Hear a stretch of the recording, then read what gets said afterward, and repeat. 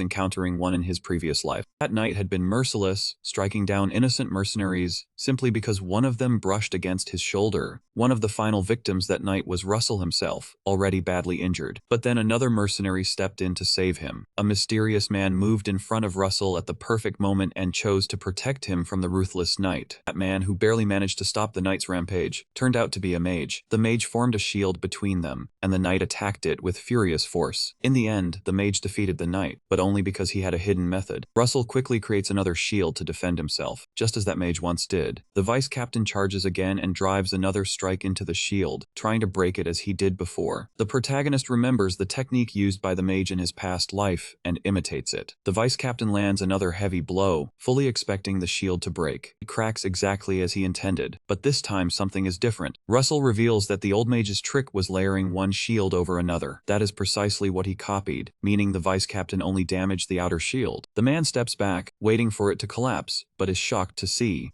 Russell still unharmed. Taking advantage of the opening, he casts a wind spell, sending 2-second circle wind arrows straight into the knight's chest. The impact is strong enough to send him flying across the room. The knight crashes into the wall and groans, blood slipping from his mouth. The protagonist staggers as well, still suffering from the slash across his chest. His body seems to have healed, but the pain remains, and he wonders how much blood he has lost. He quickly breaks heated lock and frees the elves as they step out. Once outside, they thank him for saving them. Russell tells them to follow him so they can escape the ship. Suddenly, the ship's vice captain calls him a brat. He rises again, proving the attack did not keep him down for long. The vice captain looks furious. Anger burns across his face as he tells Russell he should have aimed for the head when he had the chance. Russell cannot understand how he is still standing after taking the same kind of attack that once stopped a night before. Still, there is no time to think about it, so he quickly tells Elo to gather the remaining captives and lead them upstairs to safety. The vice captain laughs at their plan and mocks Russell for thinking he has time to rescue slaves during a fight like this. Then he rushes forward with terrifying speed. In less than a second, he appears right before the protagonist, but the protagonist quickly raises his shield. As before, the sword shatters the first barrier but fails to pierce the second. The knight warns that this time he will not let Russell counterattack like before. Then he begins striking the shields one after another, breaking each barrier almost instantly. Russell has no choice but to keep creating more while the vice captain tears through them, stalling until the elves free the humans and escape. As the battle continues, the elves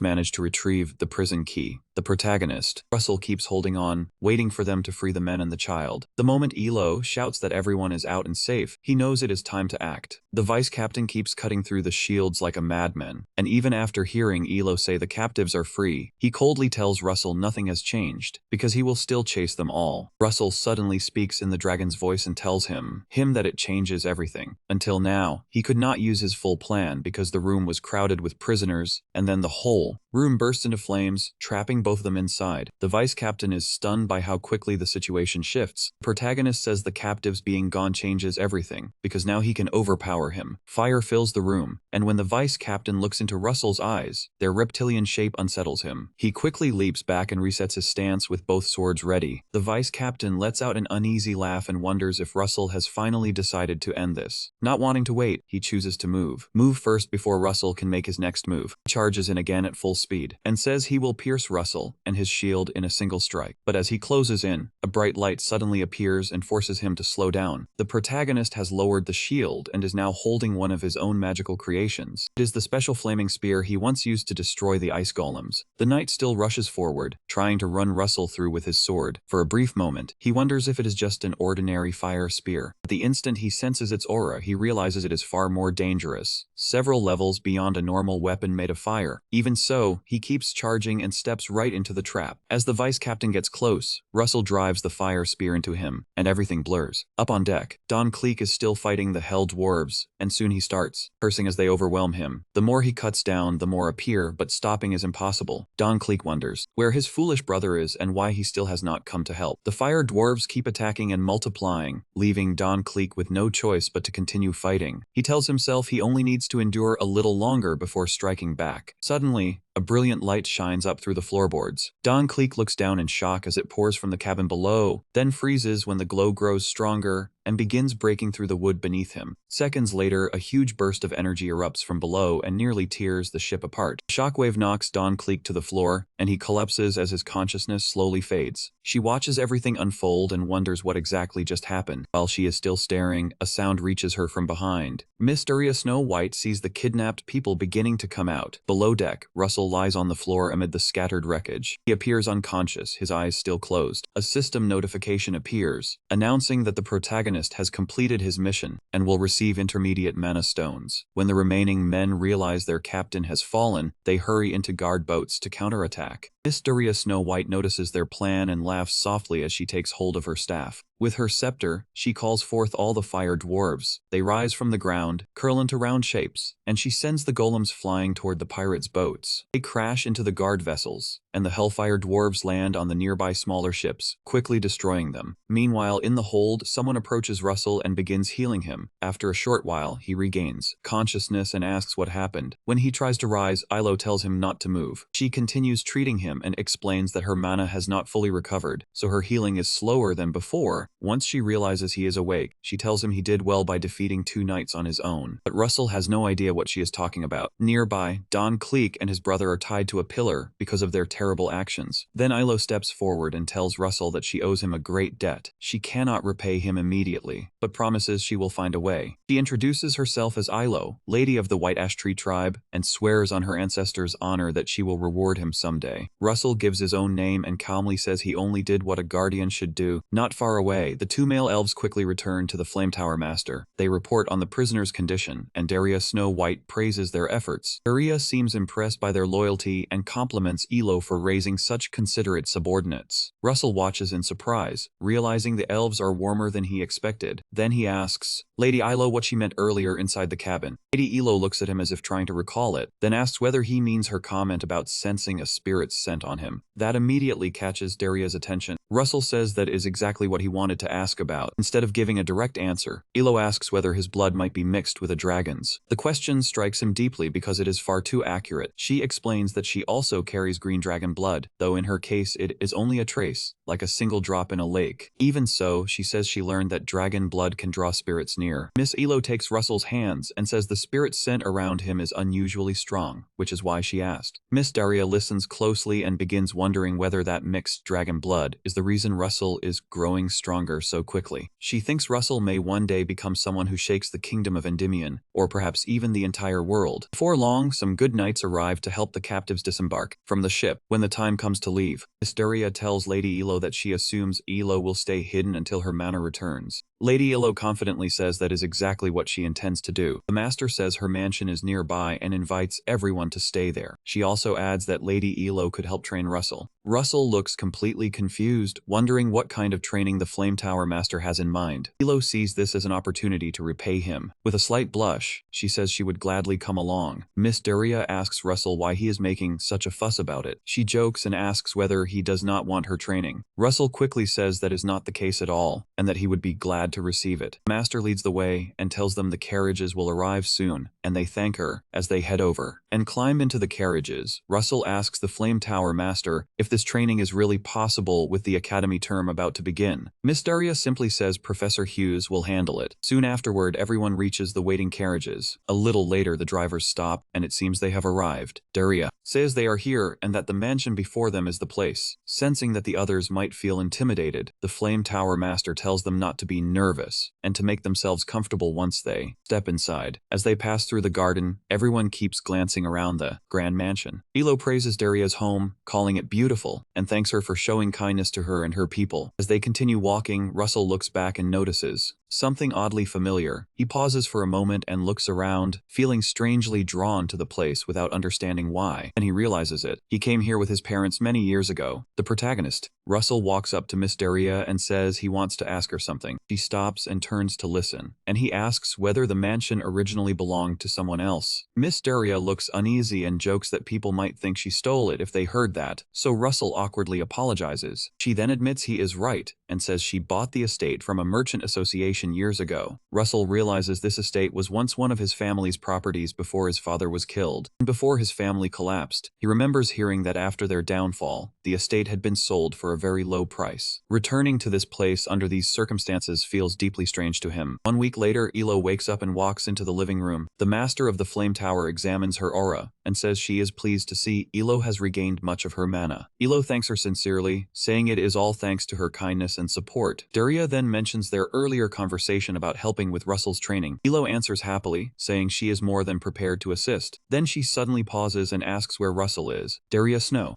laughs softly and says she sent him off to handle something. At that same moment, Russell is falling from a cliff, screaming with all his strength. Fortunately, a stream lies below, so he plunges straight into the water. He quickly swims back toward the surface and gulps down air. When he looks up again, he realizes he has failed the exercise once more. He thinks back to the assignment Daria gave him hours ago, when she asked what he had needed most during that battle. The protagonist remembers how he kept depending on a shield just to survive, so he says what he needed most was distance. Daria agrees, explaining that distance is vital for mages in combat, and then she smiles at him and tells him to watch carefully. Daria steps off the cliff, but flames appear beneath the legs she extends into the air. Soon her entire body is wrapped in fire, and she disappears. A moment later, she reappears on the far side of another cliff, having crossed the gap. Watching her, Russell realizes she used distortion magic. The technique is called blink, and after crossing the gap, Daria tells him he must now cross the cliff the same way. She says he will need this skill someday. Then the screen appears and announces his new mission: learn blink. The reward is intermediate mana stones. Hughes finally pulls himself from the water and crawls onto the shore. As he climbs back up the cliff, he thinks about blink and realizes its use is not simply tied to a mage's circle level. Once he reaches the top, he concludes that it is a type of magic learned by understanding its principle. Then he stands up and makes another attempt. Russell takes another leap, trusting himself to get it right. It fails, and he drops toward the water again. Hours later, as he climbs back up, he wonders whether blink is only about practice or if Daria is also training his endurance. After reaching the top again, he decides to concentrate more deeply this time. Then, as he steps forward, once more a layer of fire forms beneath his foot. As he tries to take the next step, flames cover his other leg as well. He moves past the cliff, but someone suddenly shouts behind him to act now, and he falls again. He looks back and realizes the person who distracted him was Daria. She watches him fall with an awkward smile while the protagonist screams on the way down. That night, Daria Snow White brings him and Ilo to a secluded rocky area by a fire and says he will begin learning spirit contracts. Flame Tower Master tells Hughes that Ilo will be assisting him, and Ilo stands from her seat, saying she is happy to help. Our boy also gives Ilo his thanks. When the lesson begins, Ilo tells Russell to slowly close his eyes. Then she asks him to imagine something connected to fire. As he focuses, flames suddenly surround his entire body. She explains that she will enter his imagination to guide him, and then she does exactly that. Inside his mind, Ilo appears and takes his hand, leading him in the right direction.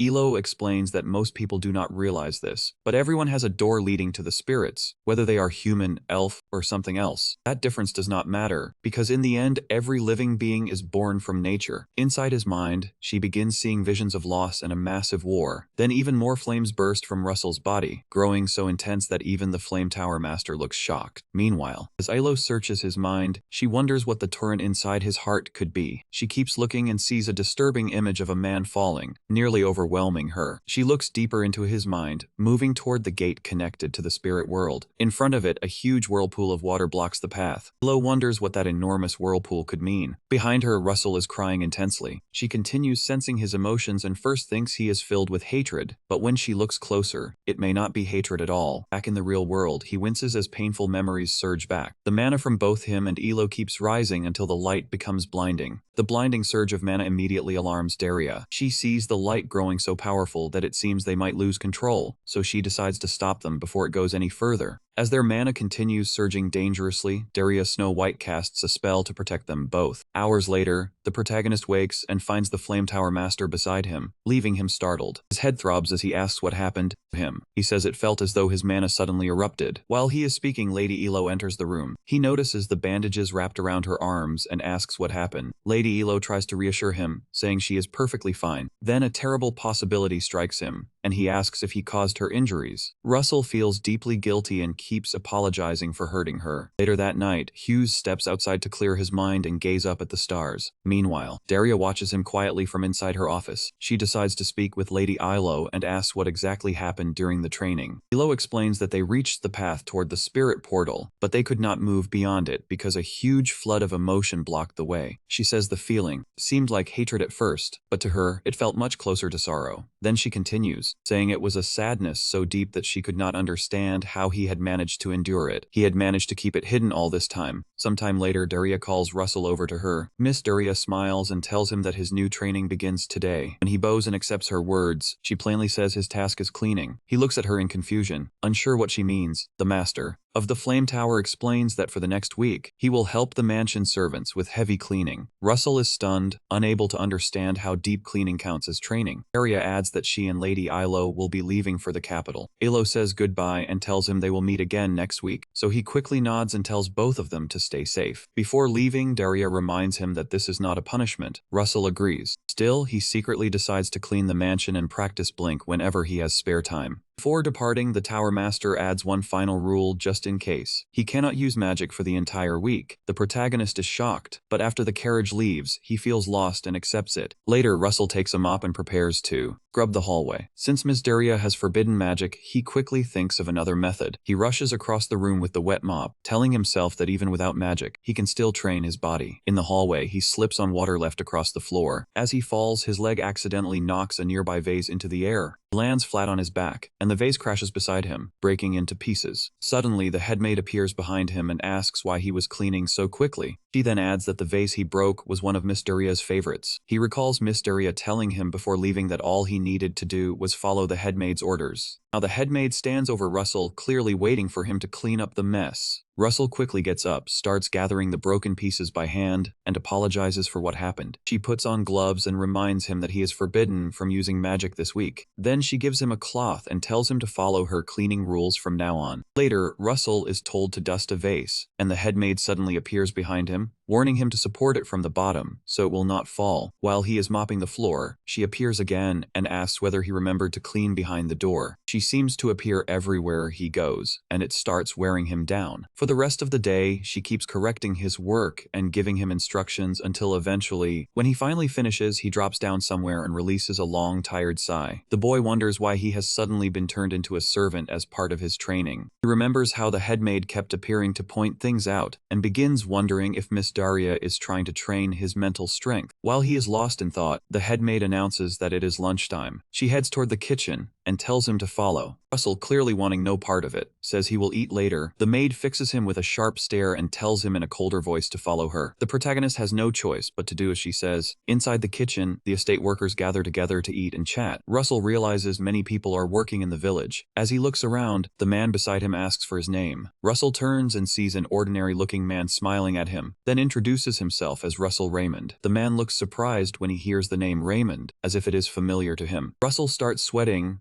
certain the man must know about him and his family. But that is not the case at all. The man simply calls him handsome and compliments his black hair and red eyes. Another maid at the table hears this and says Russell's red eyes look cool. Then a worker behind him says he looks fit and asks if he can touch his biceps. The moment he does, the protagonist nearly shouts as if he is being attacked. The man taps the back of his head, says he was only joking, and everyone laughs. Russell laughs along with them, but inside he feels miserable knowing he must endure this for a full week. He tells himself it has to be training, because nothing else makes sense. Sometime later, he and the others head out to chop wood and carry it back to the village. He thinks magic would let him finish quickly, but since it is banned, they keep carrying logs over a small bridge again and again. After all the chopping and hauling, everyone sits by the lake to celebrate their hard work. They lift their drinks in a toast to a job well done. Russell drinks his beer without hesitation, like someone experienced, shocking the worker beside him. Then the man. Van slaps the protagonist on the back, making him spit out the beer in his mouth. Russell asks why he hit him out of nowhere. The man says he is still a student and drinking will ruin his muscles. That makes Russell remember he is in a young body, and that he confused the present with his old days as a mercenary drinking wine. One of the older workers says it is fine, pours him more beer, and tells him he should learn to drink with an adult. As they sit together, the man says it would be a waste not to drink while facing such a beautiful view. Everyone looks toward the sunlight, then someone nearby says there is another sin they would be committing. They all turn to see who said it and why. It is the head maid. She says the real sin would be drinking without snacks, then brings over a basket. She passes the snacks around to the workers. Everyone enjoys the food and raises a toast to the newest member of the family, meaning the protagonist. They all laugh, and this time, Russell genuinely joins them. The head maid notices how happily Russell is getting along with the workers, so she continues watching him. She sees him laughing with the same worker who warned him not to drink, and they truly seem like family. Over the next few days, she continues watching over him, even when he is cleaning the roof. At night, everyone gathers for dinner again, chatting and laughing just as they always do. On the final day before Daria returns, Russell sits beside the fountain and realizes tomorrow will mark a full week since Daria and Lady Elo left. For some reason, uneasiness settles in him. The head maid suddenly interrupts his thoughts and remarks that he really seems to enjoy staying. Near the fountain, startled, he quickly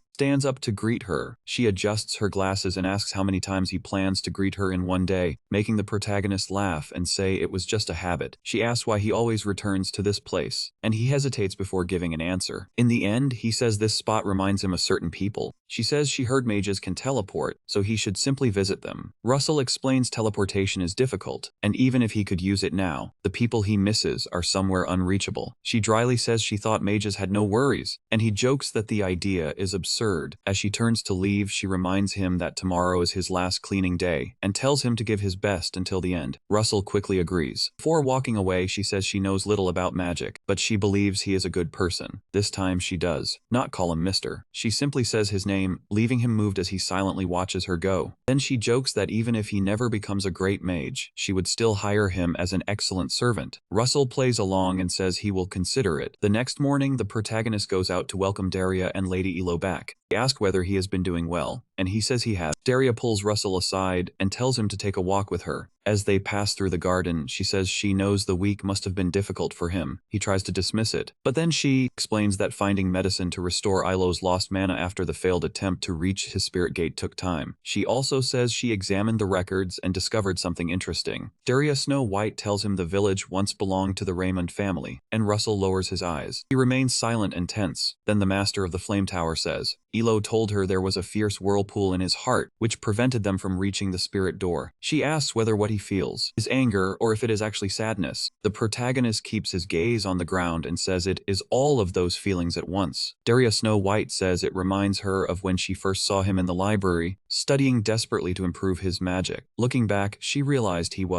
been struggling entirely on his own. Then she says she now understands him as a lonely patriarch trying to restore his family. Daria offers him something and asks him to accept the estate. Russell is nearly stunned speechless and asks what she means. She quickly reassures him that it is not a gift. Instead, she wants him to become the war mage of the Blazing Tower and defend the country. If he accepts, he can earn enough money to purchase the estate from her. Once Russell understands, he lets out a relieved sigh. She smiles and asks if he understands. Then she adds warmly that he no longer has to face everything alone. That night, Daria Snow White, Lady Yahello, and Russell return to the forest for training. Lady Yahello explains that last time she did not awaken his awareness. When they approached the spirit door, she only guided him with unconscious mana. This time, they will enter together while he remains aware. He does not look excited about trying again, and asks what will happen if she gets hurt. Once more, Yahello tries to comfort him, saying they brought plenty of medicine, but the protagonist says he would rather not hurt her at all. Yahello simply tells him to close his eyes and imagine fire as before. She says she will awaken his imagination, so he can stay conscious after they arrive. A moment later, they enter Russell's subconscious, and this time he can clearly see and recognize Yahello. He looks at his hands and, for the first time, sees the form of his pure mana. She guides him onward, saying the path should remain calm as before, until they reach the whirlpool. When they stop at the edge of the cliff, Yahello says the whirlpool is still there. She tells him it remains. Still difficult to reach the source and arrive at the spirit door. Russell begins moving toward the whirlpool, but Yahello warns him not to go any closer. The instant he does, a violent force throws him back, and he cries out from the pain. Lady Yahello tells him that simply seeing and sensing that whirlpool is already dangerous, and trying to enter it is far worse. The impact helps Russell understand what it is made of. He begins seeing the thoughts within it, graduating from the academy, choosing a tower, rebuilding his family, and avenging his father. The weight of those wishes strikes him deeply. They are the desires closest to his heart, and he sadly says he cannot simply abandon them. Then they hear a voice asking what it was like to stay with him, and when he looks up, he recognizes Daria's voice. Back in the real world, the head maid tells Daria that the protagonist is a good person. In his subconscious, Russell hears her voice and realizes she must be speaking with the master of the Flame Tower. Daria Snow White asks if the head maid stayed beside him as requested, and the maid says yes. Hearing that, Russell finally understands why he was put through that week of training. He remembers Professor Hughes, who always cared about what was best for him. He thinks of the workers who welcomed him as a new member of their family. He also recalls the maid's final words when she told him he was a good person. Finally, he remembers Daria Snow White telling him not to fight alone, because he has people at his side. Everything connects in his mind, and as he understands the lesson, tears begin to fall. Tears stream down his face. He knows he cannot erase the torrent, so there may be only one choice left. Gathering his resolve, Russell says he will jump over it. He remembers the cliff training Daria gave him. As he moves toward the edge, Lady Yahello tries to stop him. The closer he gets, the more the torrent hurts, but he keeps going, telling himself it is fine, because even if he falls, he will not be alone. The moment he steps off the cliff, fire appears beneath his foot. Behind him, Yahello watches in fear and prays that he succeeds. The protagonist keeps moving forward. Russell then casts Blink and disappears in a trail of fire. Yahello loses sight of him and quickly looks across the gap to see whether he succeeded. Thankfully, Russell appears on the far side, standing in a pool of flames, and Yahello says he actually made it. He turns back and smiles at her, though her voice cannot reach him. The raging current still roars behind him, reminding him that sometimes fears are not beaten, but crossed. Notification then appears, saying he has cleared the mission and received a mid-grade mana stone. Glad to be across, he stands before the door, unsure what comes next. Then Yahello's voice echoes in his mind, telling him to move toward the door of light ahead. Her voice surprises him, and he wonders how he can still hear her. Lady Yahello explains that their mana remains connected, allowing them to speak. Another screen appears and gives Russell a new mission: make a contract with a spirit. Following Yahello's guidance, he is told to summon one and form the contract by placing his hand on the door. After touching it, he asks what is supposed to happen now, since he does not feel anything. Yahello tells him the rest is up to the spirits. Since no one knows what will happen, Russell keeps his hand on the door and waits. Yahello adds that no one can predict what kind of spirit might appear, or whether any spirit will choose him at all, so she tells him to wait patiently. While in the real world, Daria watches over Russell as he remains trapped in a trance. Yahello repeats that all they can do now is wait. Russell thinks of the dragon spirit he met before and speaks to it in his heart, saying it is fine if coming to him is too difficult. He adds that he will not be disappointed, but then a red dragon suddenly appears around him inside a magic circle. Seeing the dragon, he feels grateful for everything that brought him to this moment. The dragon comes closer, touches his hands, and the contract is formed. In an instant, they are pulled out of that world, and Russell snaps back to reality. He opens his eyes, wondering what just happened. When his vision clears, he is startled to find a tiny red dragon sitting in his lap. The little dragon lets out a cute growl, and Russell wonders if this is what spirits are supposed to look like. Nearby, Yahello and Daria laugh. Yahello congratulates him, while Daria says there is even more reason to celebrate. Russell asks what she means, then understands the moment he looks at his chest. That is when he realizes he has reached the 4th circle, while the tiny red dragon keeps growling adorably. Another notification appears, saying he gained new knowledge through spirit summoning winning and advance to the 4th circle. It also mentions additional unknown rewards, leaving Russell curious about what they might be. As he thinks about it, the little red dragon grows again to catch his attention and flies upward. It lands on his head, curls into his hair, and begins nibbling at it while making tiny growling sounds. Ilo comes over play with it and says it does not seem like an ordinary spirit. She asks whether he plans to give it a proper name. She explains that giving the dragon a name will complete the contract. Miss Daria agrees and tells him to choose a good one. Russell looks at the little dragon and thinks for a moment. Since it is red, he jokingly suggests naming it Bacon. Both women stare at him in disbelief. Russell realizes how questionable that sounded and laughs awkwardly. Then he thinks again. He asks what they think of Pepper, and the little dragon gives a cute roar, as if approving the name. Ilo pets Pepper and says the name is adorable, while Miss Daria says it is not bad. Russell secretly thinks Pepper is short for pepperoni, but keeps that to himself. Miss Daria suggests they celebrate today and begin the real special training tomorrow, and Russell keeps playing with Pepper. He continues playing with Pepper as the little dragon tests its voice with soft growls, and Russell tells Pepper that it is nice to meet him. Later, the scene returns to the academy. All the teachers line up to greet the important guests on the day the towers finally choose their students. One teacher wonders how many graduates will be selected this year, while another says the choices already seem mostly settled. As they talk, news arrives that the judge from the kingdom's White Tower has come. He enters with one student, and the teachers note that each tower has trained chosen candidates all semester. After that, the judge from the kingdom's Yellow Tower arrives with the student they prepared during the term. A little later, the judge from the kingdom's Spear Tower appears with the girl they have been training. The teachers continue whispering, and one suggests giving those specially chosen students extra support. The others quickly agree. When they notice Hugh is frowning at them, they quickly change their words and say they should do something special for every student, not just a selected few. Hughes glares at them and asks how they can call these children their students if they only care about the talented ones. As they speak, another announcement declares that the judge from the kingdom's Flame Tower has arrived. The nearby students tense, since the Flame Tower is one of the kingdom's greatest towers. But instead of the person everyone expected, a different man named Vermilion Olsen steps out of the Flame Tower carriage. Hughes looks at Vermilion and wonders why he has come. Vermilion gives off a stern presence and scans the area, clearly looking for Russell. When he fails to spot him, he says Russell is still not here. Hughes grows worried. If Daria sent Vermilion as the judge, perhaps she has no intention of accusing Russell after all. Meanwhile, someone suddenly teleports across the sky using fire magic. It is Russell rushing desperately to reach the ceremony in time. Vermilion notices the unusual movement and looks up to see who is approaching. Russell finally lands nearby and releases a relieved sigh. He realizes he nearly missed the ceremony, but feels grateful that he arrived at the very last moment. Then Russell meets Vermilion's eyes and is stunned to see him there. Vermilion only gives him a cold, distant look, as if they do not even know each other. He turns away and heads toward the academy, passing by the line of teachers. With a cruel smile, he thinks to himself that breaking Russell will be entertaining. In a flashback to when Russell left Maldiva for the academy, he thanks Daria, Lady Ilo, and the head maid for everything they have done. He wishes Lady Ilo a safe journey back to her hometown, and she kindly thanks him before taking her leave. He also has a message he wants to leave with the head maid. He tells her he will return as the estate's master and asks her to care for it until then. She simply laughs and says she hopes it truly happens. He thanks everyone for all they did during the short time they spent together. Then Daria says there is one favor she wants to ask before he returns. He hands him a sealed envelope and asks him to deliver the letter to Hughes. Russell accepts it and promises that he will make sure it reaches him. She thanks him, but he notices she does not look well. He starts wondering what is written inside the letter and why she seems so heavy-hearted. Back in the present, he sits with the professor in his office. Russell hands over the letter, and Hughes says he is relieved it arrived in time. After reading it, Hughes says the only issue is that helping during the selection will be difficult. He hides the contents of the letter and says something urgent has come up that he must handle immediately. Russell smiles and says he understands, then gets ready to leave Hughes. Before he goes, Hughes gives him one last piece of advice. He warns the protagonist not to underestimate the Olsen brother, since he is a real threat. Professor says Hughes cannot be satisfied with merely trying to become the best. He must truly become the best. Hughes adds that he believes Russell can do it, then pats him on the shoulder. Russell smiles back and tells him not to worry. And a new notification appears, announcing his next mission, Tower Selection. selection. He must show an overwhelming skill gap and earn recognition from all 10 selection judges. Soon afterward, the first round begins, with every student sitting before a teacher to take the written exam. The protagonist finds the exam easy. He remembers failing it in his previous life, so compared to that, this attempt feels simple, though he senses there is something far more important troubling him. What truly bothers him is the letter that Hughes received. From his past life, he remembers that after Hughes received that letter, he began traveling more often, until he could no longer keep teaching at the academy. Not long after that, Professor Hughes died during the year he was supposed to be on sabbatical. When the test ends, Russell walks out while thinking that he still does not know exactly what happened to Professor Hughes in his previous life. He believes the professor died while carrying out an extremely dangerous mission. Hughes was probably assigned a high-level task meant for a top mage from the Tower of Flames. Once the scores are totaled, Russell is announced as the top student in the written exam. Some students are stunned, others impressed, while a few assume he studied hard or simply feel jealous. But Russell is not focused on the selection at all. His thoughts are fixed on the teachers who are destined to die. He wonders whether there is any way he can prevent it. Soon, the second round is announced, the interview test. The students are told to wait quietly and enter only when their names are called. After several interviews, the protagonist Raymond is finally called inside. He enters and sees Hughes on his left, with the 10 judges seated ahead of him. To Russell, it proves the future can truly change. Hughes does not remember Brother Olson ever serving as a judge in his previous life. Since he is here now, the past has already shifted. If things can change, Russell may be able to enter the Tower of Flames and prevent the teachers' deaths. To make that happen, he needs the judges to recognize him. Across the room, Vermilion Olson watches him with obvious contempt. Rules are simple. The judges ask questions, and he must answer them aloud and briefly. The judge from the White Tower tells everyone to begin and opens with a question about a formula created by the mage Oragang 3 years earlier. Question after question follows, and Russell answers each one clearly. However, the true difficulty of the interview lies in a hidden second test. Soon the judges release waves of mana to see if he can remain calm and keep answering under pressure. It is a normal part of selection, and he knows he must endure it. In his previous life, this was where he always failed, coughing so badly he nearly collapsed. This time, he stays steady and continues answering. The judge from the Yellow Tower is impressed that the protagonist's expression does not change even amid the storm of mana. Vermilion Olson, however, is not impressed at all. He smirks and says this amount of mana is nothing. Then he increases the pressure to see whether Hughes can withstand even more. Russell notices the change immediately, and enduring it becomes far more difficult. Still, he only smiles as the mana storm grows, so intense that even the nearby guards begin to feel it. The Yellow Tower judge glances at Olson and realizes he truly is a mad tiger. The judge thinks the candidate could be in real danger if this continues. Even as the pressure worsens, Russell refuses to yield. He keeps his eyes on the judges, waiting for the next question. The judge from the Spear Tower is astonished that he can still endure such a torrent of mana. He notices that even the newly appointed teachers assisting with the exam are struggling under the pressure. The Spear Tower judge thinks the protagonist is precisely the kind of genius anyone would want. Then the system appears with a notice. Hughes has earned recognition from 9 of the 10 judges. Olson keeps pressing harder, but when Russell still holds on, he becomes surprised and decides to raise the intensity once again and see whether the boy can survive it. Russell becomes seriously uncomfortable, yet he still refuses to move. Olson continues increasing the mana storm without showing any sign of stopping. Then the Spear Tower judge places a hand on Olson's shoulder and reminds him they still have more interviews, so he needs to stop. Olson clicks his tongue at the judge's comment, but in the end, he finally eases the pressure. He mutters that it is a shame, since things were just getting interesting. Russell remains standing, though his hands tremble behind his back. Meanwhile, the new teachers, soaked in sweat, are simply relieved that they survived the mana storm. One of the judges compliments the protagonist for his performance and tells him he is free to go. They call in the next candidate, and Hughes Raymond leaves the room. As soon as the interview ends, he sinks into a chair waiting outside. Releasing a long breath, he admits to himself that he honestly thought he might collapse on the spot. A warning screen suddenly appears before him. It says he gained approval from 9 of the 10 selection judges. Russell smiles uneasily, realizing the system still considers it incomplete. He needs one more judge to finish the mission, and he dryly admits Olson will be difficult. After the second test, the tower judges walk through the hallway while discussing him. The judge from the Spirit Tower says he is a student the master of the Fire Tower has been observing, meaning the others cannot touch him. The Yellow Tower master says he is exactly the kind of student anyone would want, and Vermilion Olsen stays silent, simply walking ahead of them. The White Tower judge brightly asks when he plans to train the protagonist as the Tower of Flame's youngest disciple, but Olsen reacts badly. Irritated, Olsen turns around and asks who decided the boy would become his apprentice. The White Tower judge realizes she struck a nerve and quickly tries to correct herself. The others watch in uncomfortable silence as Olsen storms away, wondering why he is so tense. Then Olsen remembers the time he brought several new Flame Tower recruits to a battlefield. In the memory, one rookie fails to maintain the barrier while enemy swordsmen rush in. The enemy forces break through the barrier. Knights cut down the young mages and leave them fatally wounded. By nightfall, Olsen defeats all the enemies, but the younger recruits do not survive the ambush. As he stands there, surrounded by their fallen bodies, tears stream down his face as he mourns them. Returning to the present, he recalls one brutal lesson. If a single weak link collapses, everyone goes down with it. That is why he treats Russell Raymond so harshly. After the third round of the selection officially starts, all the contestants gather outside. The organizers reveal that the next challenge will take the form of a treasure hunt. The man explains that they must enter Walker Hill Forest and search for green mana stones. Their scores will depend on both the number of stones they collect and how fast they return. Russell begins to suspect that some contestants might become desperate enough to rob one another, so he knows he has to stay cautious. The participants are instructed to form a line before stepping into the forest. As they prepare to move, another system notification appears in front of Hugues, revealing that the final stage of the mission requires him to gain Olsen's recognition. He looks at the screen, wondering how senior disciple Olsen could ever approve of him. After everything Olsen has done throughout the selection, even clearing the third round may not be enough. While he is still lost in thought, the signal to start is finally given. Russell Raymond enters the forest with the rest to hunt for green stones, but rather than running blindly, he chooses to rely on the one advantage that can speed up his search. A moment later, the protagonist casts fire magic and summons Pepper. Pepper appears in his arms, and Hughes apologizes for keeping him hidden. He explains that using magic at school had not been possible. Pepper is overjoyed to see him and lets out his familiar playful roar. Russell asks whether Pepper can lend a hand, then opens his storage space. He pulls out a red mana stone and tells Pepper he needs help locating a stone that looks similar to this one. He brings it closer for Pepper. Pepper sniffs it carefully, catches the trace, and immediately rushes off once he senses something nearby. Watching Pepper dash in a certain direction, Russell perks up and says it seems he has already found one. For some time, the protagonist trails after the spirit, moving through the forest as they search for more stones. Soon, they reach a place marked with what appears to be a red magic circle. At the same time, elsewhere in the kingdom, several people are arguing inside a magic materials shop. A cloaked man, seemingly a guardian from the Flaming Tower, questions the owner and demands to know where the mage he dealt with has gone. Anne, visibly confused, says he knows nothing about it. He only sold raw materials meant for a ritual. The interrogator changes his tone and asks whether Han understands the truth behind that ritual. Did he know those materials were for a pagan spell? The shopkeeper is shocked to learn what his customer had planned. The guardian pushes him harshly, trying to force a proper answer from him. He warns that assisting a cult is equal to betraying the kingdom, and the shopkeeper realizes he is in deep trouble. Now enraged, the guardian demands once more to know where the mage went. The man insists he truly does not know. He only heard that a feared woman who uses flames had taken a disciple, and the mage went to investigate. In a flashback, a dangerous mage observes Miss Datila talking with Hughes in Maldiva. He also sees Hughes receive a cloak from the Flame Tower Master and the Tower Guardians. Guardian releases the shopkeeper and realizes the person opposing the cult is his own teacher. Once his identity is revealed as Professor Hughes, he immediately rushes away. Hughes tells himself that he is in danger. Flames wrap around his body, and he teleports away to warn the academy that the selection test is far more dangerous than expected. Meanwhile, one student scans the area in frustration because he still has not found any mana stones. He complains that using light magic would reveal him and turn him into a target. As the boys go farther into the forest, he notices a strange dark figure. The instant it moves, he freezes and cries out. He launches a wind arrow at the figure, but the attack has no effect. The strike leaves it completely unharmed. Thinking it resembles a person, the boy says it startled him and wonders if it is another contestant. When there is no reply, he assumes the man is dead and turns away. He considers checking the body, but decides not to get involved. This is still a competition, and everyone has to look after themselves. As he walks away, thought suddenly comes to him. Maybe that strange man had mana stones on him. He turns back to search the body, only to find it gone. Seeing the place empty, he wonders where the figure disappeared to. Then he senses movement behind him and quickly turns around. What he sees fills him with terror. A scream rings through the forest, making it clear the contestant has been taken out. Meanwhile, Russell continues following Pepper as they track down the mana stones. As they advance, the protagonist wonders whether they have reached the forest center. There, he spots a bag filled with green mana stones and approaches it. He finds it odd that so many stones are gathered in one place when the challenge is supposed to be a treasure hunt. Hughes pats Pepper's head and praises him, yet the atmosphere around them feels strangely wrong. Then he notices that something else is hidden inside the bag, so he crouches down to examine it more closely. Turns out to be the core of a golem. Russell lifts it and sees that it is broken. After inspecting it carefully, he realizes it had already been damaged before any golem could be summoned. While he studies it, Pepper growls seriously at something behind him, and Russell turns around at once. Without warning, a row of spikes bursts from the ground, aiming straight for the protagonist. More spikes rip through the soil and surge toward him, while he is still crouched there. He dodges the attack and wonders what is happening. The earthen stakes rise higher and move even faster, forcing Russell to immediately activate his mage body aura and leap out of danger. As he jumps back, another attack comes at him through light magic, making him wonder how the enemy can switch elements so quickly. Glowing orbs float into the air and fire dangerous beams down at the ground, continuing to target him. Yet he avoids every blast thanks to the speed granted by his magic aura. As the attacks keep coming, he realizes that more than one enemy is targeting him. Then several magic spears shoot toward him from a blind spot, but Pepper intercepts them first. He breathes fire and burns the spears before they can strike. Russell glances back, sees that Pepper protected him, and quickly praises him for it. Then our boy immediately summons a ray of fire. He fires it at the floating light orbs and destroys them completely. The impact erupts with force, spreading smoke all around. Hughes strains his eyes, trying to peer through the thick smoke. He cannot understand why they are attacking him in the first place. Even after the assault abruptly ends and silence falls, Russell keeps his fire ray ready. Once the smoke fades, he sees three mages concealed among the bushes. On closer look, he realizes they are honor students selected by the towers. In another patch of bushes, the White Tower honor student who used light magic is hiding as well. He also notices the Spear Tower honor student and asks why they are fighting in such a cowardly way. The Yellow Tower honor student snaps at him to shut his mouth, then demands to know how someone like him reached the mana stone first. He claims they were supposed to be the only people who knew the stone's location. Then he spots Pepper behind the protagonist and understands that the protagonist has a spirit with him. The Spear Tower honor student notices it too and says that must be how he located the mana stone so quickly. The White Tower honor student is equally stunned. The student stares in disbelief, wondering how Hughes managed to hide his ability to form a spirit contract. Hughes only laughs. He laughs at them and asks why finding the stone quickly is such a shocking thing. He adds that they are behaving as if he was never meant to discover it at all. Russell then says the situation makes one thing clear. They secretly worked with certain teachers to gather the mana stones in one place, known only to them. The Yellow Tower honor student says nothing, though inwardly he admits Russell understood the situation quickly. The protagonist says he has no interest in their shady arrangement and only wants them to get out of his way. Furious, the student activates his aura and charges straight toward him. As he rushes forward, Hughes suddenly disappears and reappears behind him. Smiling, he whispers that they will regret it if they do not let him pass, leaving the student frozen. The Spear Tower honor student notices the move as well and is left shot. White Tower honor student can only stare, realizing Russell has just used blink teleportation magic. While they are still shaken, Pepper begins growling at something hidden deeper inside the forest. Hughes notices and asks what is wrong. Realizing they are not alone, he turns toward the forest to investigate. Russell sees the trees trembling. He asks the Yellow Tower student whether the teachers helping them mentioned destroying the golem core he found in the bag. The student says they did not. The others step in, adding that the broken golem core in the bag seemed strange to them too. Sensing something wrong, the protagonist suddenly releases the other student. After hearing a sound from the forest, he quickly forms a fireball. Then he draws everyone's attention toward the trees and says something is approaching. Birds burst from the forest as the approaching presence breaks the silence. From between the trees, dark, fierce monsters with green eyes rush directly at the boys. The moment Hughes sees them, he shouts that they are undead. The Spear Tower honor student how undead could enter the test area, while the others look terrified. The Yellow Tower honor student stands frozen with fear. He tells himself he has to escape, but when he turns around, there is nowhere left to run. He stops in place, despair spreading across his face. The undead have already surrounded them in a ring, blocking every possible path of escape. Suddenly,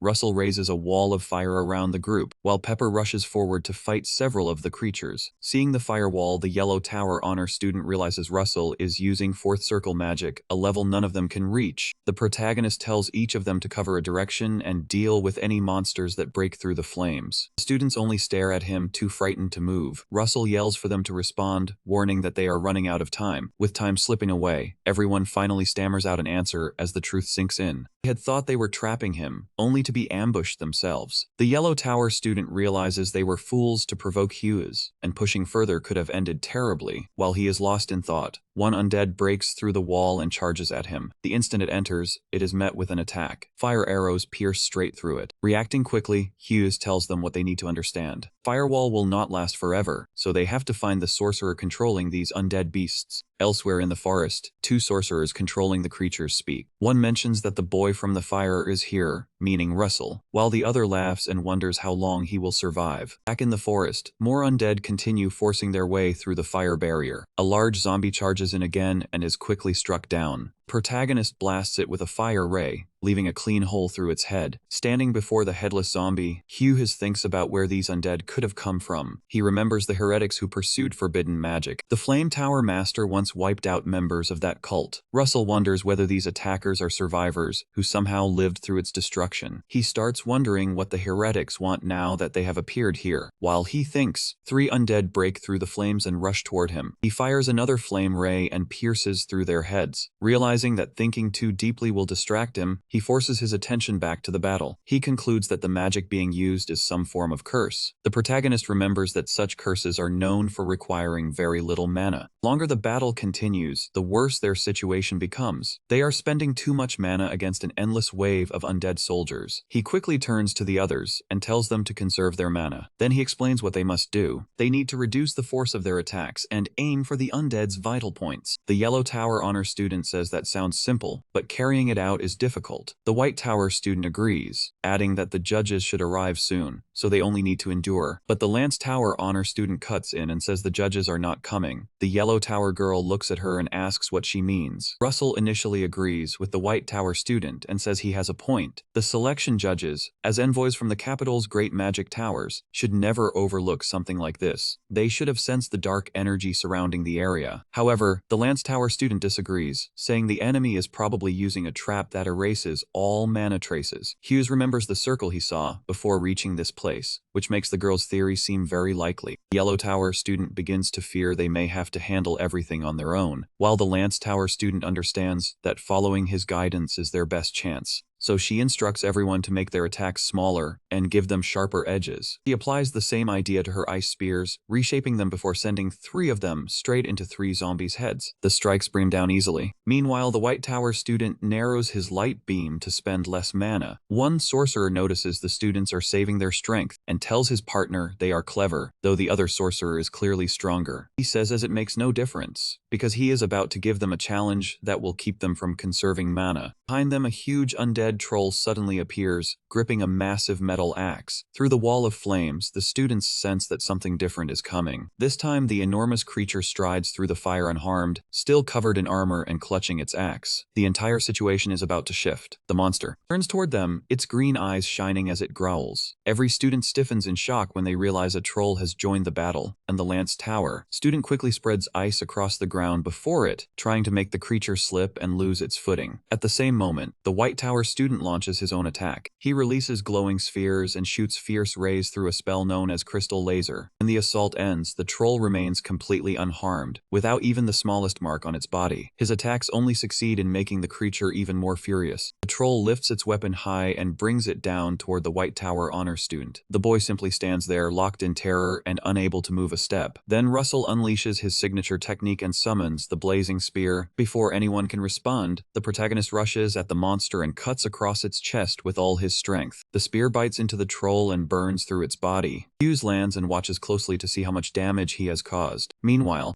Deep in the forest, the core the sorcerer used to command the troll suddenly breaks apart, leaving him stunned. The junior says his senior lost an entire troll in one blow, but the senior only becomes more enraged. Beyond the firewall, the Lance Tower honor student realizes that Russell's spell is no ordinary technique. He examines the burning weapon and understands that its strength is comparable to Fifth Circle magic. Still looking at the protagonist, she wonders whether he truly attends the same academy as her. Hughes fails to notice her gaze because something overhead suddenly draws his attention. He looks up and sees Pepper circling above one precise location. At the enemy camp, the sorcerers notice Pepper hovering over them and hesitate, unsure what to do. He smiles. After catching the signal, he says he has discovered their hiding spot. He activates his mage body to enhance his power, pulls back the flaming spear, and throws it. His eyes flare with anger as he pours every bit of strength into the throw. Russell hurls the spear with all he has, then declares that it is their turn to be attacked. A wave of fire erupts from him and surges forward. It races toward the forest where the sorcerers are hiding. Seeing the attack coming, the junior warns his superior that they must move because their position has been revealed. The fiery spear cuts across the sky, heading directly for them. He chooses not to evade it and says they have to block the attack instead, so they order several undead to leap in front of the spear and absorb the impact. The undead charge toward the spear without the slightest hesitation. The zombies crash into it and trigger a fierce explosion, but the senior sorcerer is shocked by what follows. Using the undead as shields does not stop it at all. The spear tears through them and continues forward. He immediately begins shaping a shield to force it back. Moments later, a huge explosion bursts through the forest. The students witness it from their position. Russell watches the blast and wonders whether he hit them, while the undead army attacking them seems to stall after he strikes those controlling it. At the blast site, the senior sorcerer curses that Daria must have raised a monster. He holds the junior sorcerer in front of him as a shield and says they had saved a secret weapon for the selection judges. Now the senior sorcerer grins and says it seems they will have to use it on the protagonist first. In the heart of the forest, Hughes witnesses something dreadful. Several undead skeletons are approaching them while dragging students from their own academy. Them as hostages, nearly a dozen skeletons appear, each holding one student, making it impossible to fight without putting their classmates in danger. Back at the academy, several corrupt teachers attempt to stop Professor Hughes from entering the exam center. They politely insist that only the selection judges may go inside. He ignores them and walks in to speak with his senior brother Olsen. Olsen sees him and asks whether the mission he left for is finished. Hughes quickly reports that the cult's followers have begun moving as well. Hughes explains that the cult members are targeting Russell, and the candidates at the exam site are also in danger. This immediately infuriates Olsen. He asks how the cult dares to stir up trouble while he is present. Meanwhile, in the forest, the sorcerer warns the students not to move even a finger if they want to avoid trouble. He controls the undead and makes the captured students kneel. With blades aimed at them, the sorcerer threatens to eliminate every hostage and turn them into soldiers if anyone tries anything foolish. Russell remains silent and notices the captives have been gagged so they cannot cast spells. He thinks about blinking to the sorcerer and striking him with his fire spear, but the man could command the undead to harm the hostages before falling, making the plan useless. Worse, not only the captives but everyone there could be put in danger. The sorcerer tells them to stop resisting and orders them to step forward. He calls Russell by name and mocks him as the boy from the Flame Tower. That confirms Russell's suspicion that they came here for him. He tightens his fist and releases an aura, but decides attacking now is far too dangerous, so he moves forward, slowly exactly as ordered, to keep anyone from being harmed. The sorcerer says it is admirable that he would surrender his life to save his friends, but Russell scoffs and says those people can hardly be called his friends. They are the sort who exploit the weak whenever it benefits them. The Tower Honor student hears this and realizes the situation is serious. The protagonist adds that they also cling to the strong when it suits them, and the Lance Tower Honor student feels ashamed. Hughes continues, saying the only things he ever received from the other students were contempt, hostility, and envy. In his eyes, they were simply people bitter over what others had. The sorcerer grows quiet, silently absorbing his words. Then Russell speaks. He breaks the silence, saying the man probably would never understand. Russell explains that he acts this way because a guardian's role is to protect others. His answer shocks the others, who had expected him to respond with anger or resentment instead. The sorcerer cannot grasp that mindset and asks how Russell can still speak of duty and justice in a world like this. A world where the powerful prey on the powerless. He says such noble words are far too grand for someone weak. Russell smiles and shoots back that it is amusing to hear that from someone who hid all day, too afraid to face his enemies himself. The insult clearly strikes a nerve, though the sorcerer tries to remain composed. He replies that if the protagonist wants it so badly, he will grant that wish. Suddenly, one of the undead skeletons appears behind Hughes and seizes his arm. The sorcerer gives another order. He tells the undead to silence him as well so he cannot cast, then says he will finish him personally, since that is what he asked for. Calling him the boy from the flame tower, the sorcerer wraps himself in a dark aura. Once the protagonist is restrained, he draws a strange green sword. He sneers that it is a pity Russell will not hear his own cries at the end. Then he slowly steps closer. The man approaches and lifts the blade ready to strike Hughes. At that moment, Hughes recalls a type of magic that requires no chant. It can be activated by thought alone. He remembers forming a spirit contract when the system promised him an extra reward for gaining deep insight into spirit summoning, leaving him curious back then. In that memory, the system had handed him an unusual ring. Back in the present, he realizes artifact magic works without spoken spells. The item is called the Clouded Ring, ordinary in appearance, yet able to become a thundercloud when needed. A storm cloud connected to Hughes suddenly gathers above them. The sorcerer fails to notice and keeps speaking, declaring that Russell Raymond's end will mark the first step of their revenge. Then thunder bursts behind him, making him freeze as he wonders what has just happened. When he looks up, he sees the strange thundercloud hanging overhead. At the same moment, Raymond, still held by the undead, begins to release sparks of lightning. When the timing is right, he mentally commands the thundercloud to strike them all. The flash is so intense that even the honor students shield their faces. Bolts of lightning continue to fall, scorching everything they touch. The sorcerer loses consciousness and drops the core controlling the undead. It falls to the ground and shatters. His body remains rigid and trembling as electricity courses through him. Finally, he collapses, and the undead soldiers fall with him. Only Russell Raymond remains standing. Electricity still crackles around him. Hughes tries to loosen the rope behind his back, just as someone steps up from behind. A person helps free him. It is the honor student from the Spear Tower. She can hardly believe he thought of using artifact magic in that situation and quietly admits he is truly remarkable. Once she finishes untying him, Russell Raymond smiles and thanks her for helping. She scratches her head and says they are the ones who should be thanking him. Then she quickly turns serious and says they must call the judges immediately. She says everyone appears injured and needs treatment. Nearby, the Yellow Tower honor student frees another student and reminds him not to forget reporting what he did. Raymond says the judges will arrive soon. When she asks how they would know, he only smiles and says his friend will guide them here. Nearby, Pepper discovers the sorcerer's mana-blocking trap and burns it away with his breath. Pepper then leaves a trail of fire through the forest so searchers can follow it to the students. When Russell explains this, the Spear Tower honor student is amazed by his planning. She begins to walk away. Hughes notices something else. His ring is still sparking. Looking at the clouded ring, he realizes it consumes far more mana than expected. As the Spear Tower student passes the unconscious bodies, the sorcerer begins to stir. With part of his face badly burned, he starts chanting to a spirit and offers his devotion. Has he already crossed the line between life and death? He declares that he gives up his life, his remaining years, and even this death. Hearing him, Russell Raymond and the Spear Tower honor student turn around at the same time to see what is happening. The sorcerer casts a dreadful spell, fusing himself with the undead remains to summon something known as the giant skeleton. A huge undead skeleton rises, clearly seeking revenge. Russell tenses at its glowing aura and realizes this monster is far beyond the fifth circle. The Spear Tower honor student tells everyone to flee into the forest, warning that this new enemy is on a completely different level. The Yellow Tower honor student is the first to run. As he leaves, he notices the bag of green mana stones and considers taking it. Then the Spear Tower honor student sees Russell Raymond staying behind